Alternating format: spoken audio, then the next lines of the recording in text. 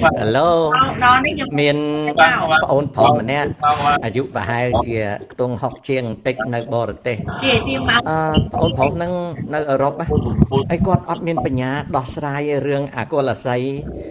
scam បោកភូតគេរឿងស្រោមសបុតហើយនឹងពុកអលួយអត់មានបញ្ញាទេណាគាត់កាន់ជើងអាដើមអាស័យបើគាត់អត់មានបញ្ញាគាត់មកជេរម៉ែខ្ញុំ ខ្ញុំឡើងឆ្លក់ទឹកមាត់ lâu ខ្ញុំចឹងឆ្ងល់ដែរមនុស្សយើងអាយុ60ជាងហើយមកនៅបរទេសហើយណាហើយជេមសុកប្រាប់ថាគេបោកណាហើយអត់ស្គាល់ហើយមកជេរម៉ែជេមសុកវេទនាហើយវេទនាធំហើយ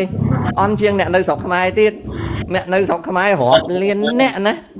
លែងជឿពួកអាកុលស័យ23ដុល្លារឯឆ្កាច់តប៉ែឆ្កោកគេលែងជឿហើយច្រើនឡើងគេលែងជឿទៅហើយណាហើយអាឯងនេះនៅបរទេសភ្លើដល់ប៉ុណ្ណឹងមកជេរម៉ែគេប្រាប់យកប៉ុនតើព្រះអង្គហើយព្រះអង្គហើយបើភ្លើអញ្ចឹងឈាមនៅតែកប់អញ្ចឹងគេមកទៅ